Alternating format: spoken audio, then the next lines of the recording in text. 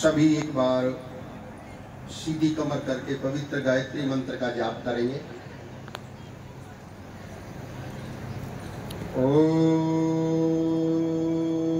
भूर्भुवः स्वः तत्सवितुर्वरेण्यं भर्गो देवस्य धीमहि धियो यो नः प्रचोदयात्। ओम शांति शांति शांति। सबसे पहले परमपिता परमात्मा का धन्यवाद करें, जिसकी अनुकंपा से ये आज का दिन हमें भोग और अपवर्ग के लिए प्राप्त किया है।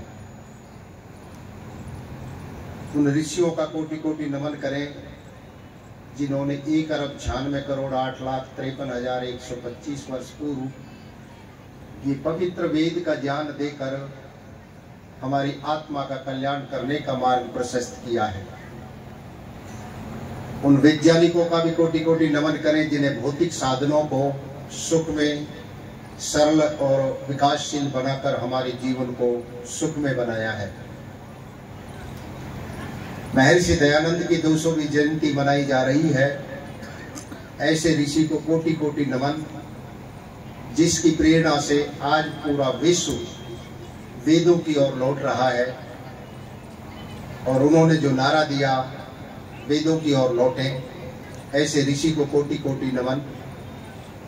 मंच पर विराजमान स्वामी जी, आर्य प्रतिनिधि सभा राजस्थान के प्रधान श्री किशनलाल जी गहलोत, मंत्री जीवर्धन जी शास्त्री, सभी अंतरंग सभा के सदस्य और जिनकी प्रेरणा से राजस्थान में आर्य समाज एक वैदिक रूप से, विधिक रूप से जो संचालित हो रहा है, डॉक्टर मोक्षराज जी, सभी आर्य समाज केकड़ी के पदाधिकारी और इस प्रांगण में विराजमान सभी भद्र पुरुष, पूजा के योग मात्र शक्ति प्यारे बच्चे और युवा साथियों,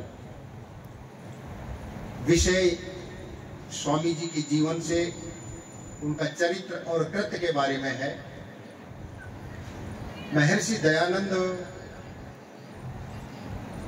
पौराणिक लोगों की तरह कहें तो संपूर्ण मानव जाति के लिए एक युग पुरुष के रूप में अवतरित होकर और संसार के उपकार के लिए अद्भुत देन वाले सिद्ध होते हैं। उनका जन्म टंकारा की पवित्र धरती के ऊपर हुआ और कर्म क्षेत्र पूरा भारतवर्ष आर्यवर्त राष्ट्र रहा। और उनकी जो देन, उनके जो विचार, वो संपूर्ण मानवता के लिए यूनिवर्सल उनके विचार आर्य समाज के 10 नियमों के द्वारा प्रतिपादित हुए। ऐसे ऋषि के बारे में जितना कहा जाए, जितना प्रचार प्रसार किया जाए, उतना उतना मानव अपने आप को संभालते हुए और सुख को प्राप्त करता है। ऋषि ने अपने लिए 17 बार जहर पिया और हमें अमृत रूपी वेद का संज्ञान देकर हमें तृप्त किया। दयानंद की है दया, सतपथ दिया बताए, अंधकार के जान में दीपक दिया जलाए।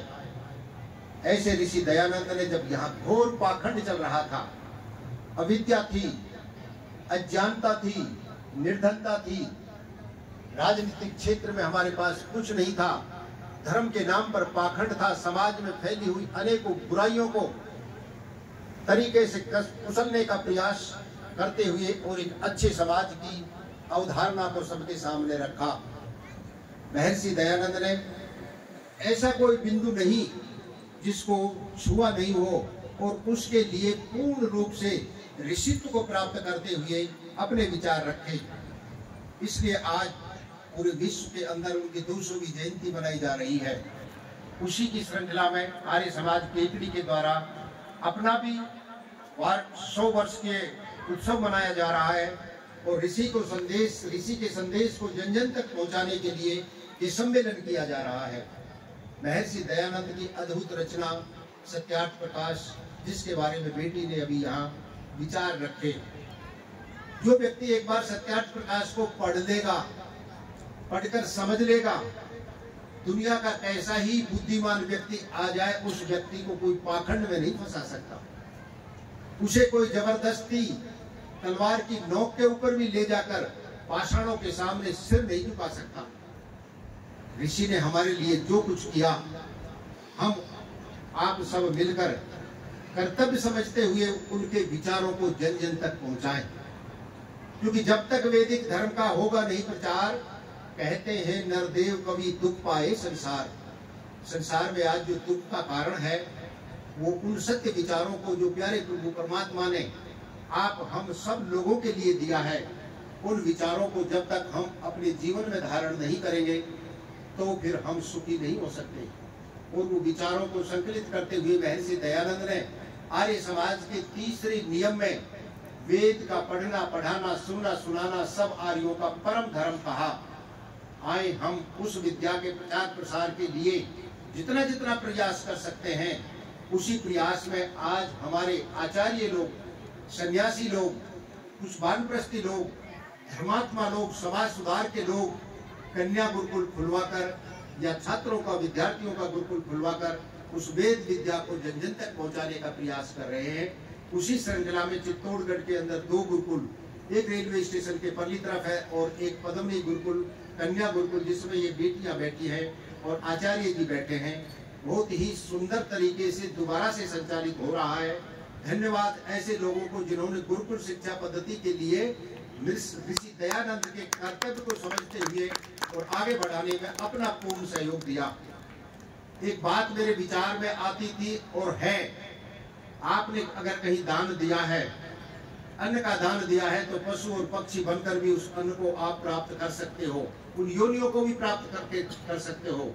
वस्त्र का दान दिया है तो बंदर, नचाने वाला बंदर को वस्त्र पहनाता है, कुत्ते को वस्त्र पहनाता है, अपने पशुओं को वस्त्र पहनाकर भी उस दान का प्रयोग कुत्ता, बिल्ली, बंदर बन के भी प्रयोग कर सकते हो। जल का दान दिया है तो मछली, मेंढक बनकर भी प्राप्त कर सकते हो।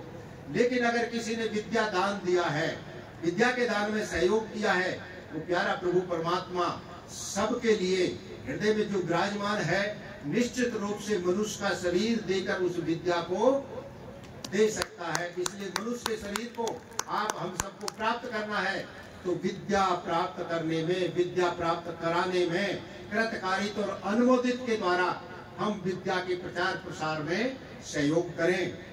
आज विद्या की जगह शिक्षा के प्रचार प्रसार में तो बड़े बड़े विश्वविद्यालय खोले जा रहे हैं, वहाँ शिक्षा है, विद्या नहीं है।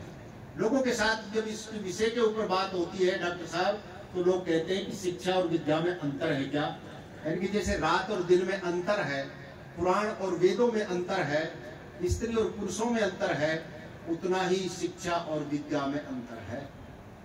शिक्षा एक विषय के विषय में हो सकती है। शिक्षित व्यक्ति अपराध करता है, कर रहा है, और आगे किस तरीके से वो किस तरह से अपना जीवन जीता है वो प्रमाण देखने को मिलता है। लेकिन जो व्यक्ति विद्या प्राप्त है वो कभी भी अपराध नहीं करेगा, क्योंकि विद्या उसके अंदर संपूर्ण गुणों की जननी है। विद्या पदार्थों के यथार्थ ज्ञान को कराने का नाम विद्या है।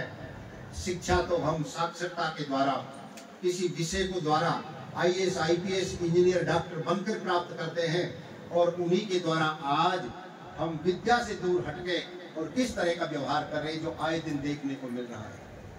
करोड़ों करोड़ों रुपए जो भ्रष्टाचार के माध्यम से प्राप्त हो रहे हैं, ये वो शिक्षित लोग हैं, चाहे वो इंजीनियर हो, चाहे IAS हो, IPS हो।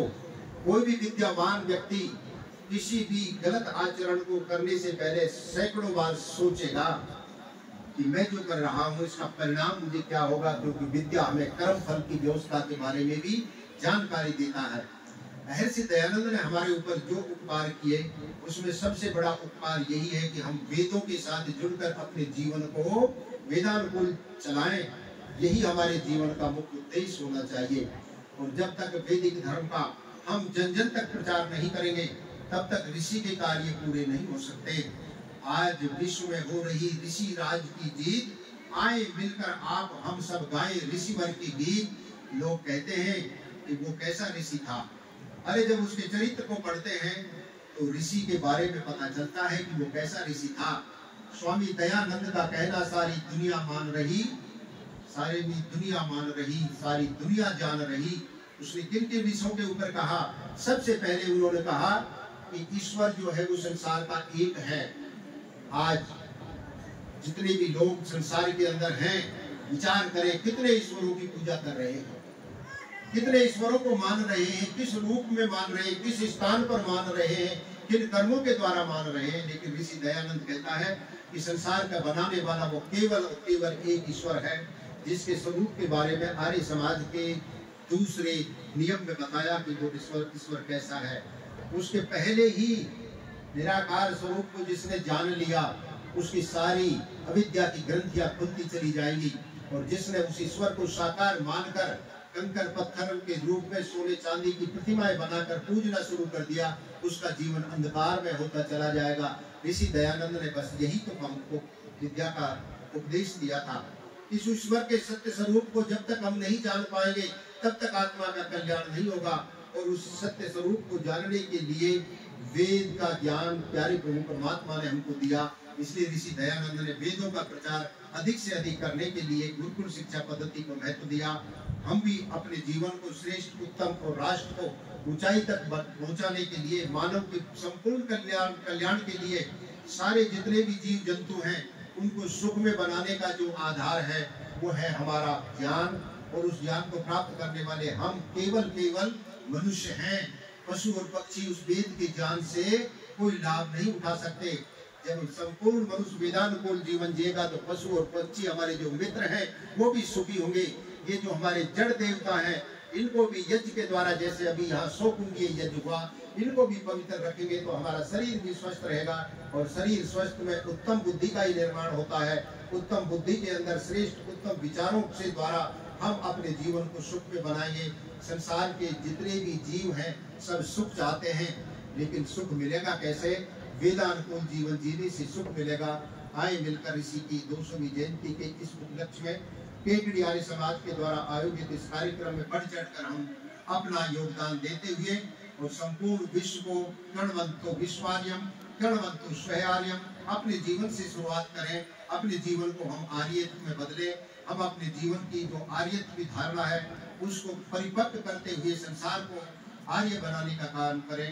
मेरी वाणी को आपने सुना, सबको कोटि कोटि नमन करते हुए सबका धन्यवाद। उत्तम स्वास्थ्य रहे, सबका अच्छे विचार रहे, धन धान से आप सब लोगों के जीवन में खुशहाली रहो, परिवार में सारा सुख शांति हो। इन्हीं शब्दों के साथ ओम इति सम।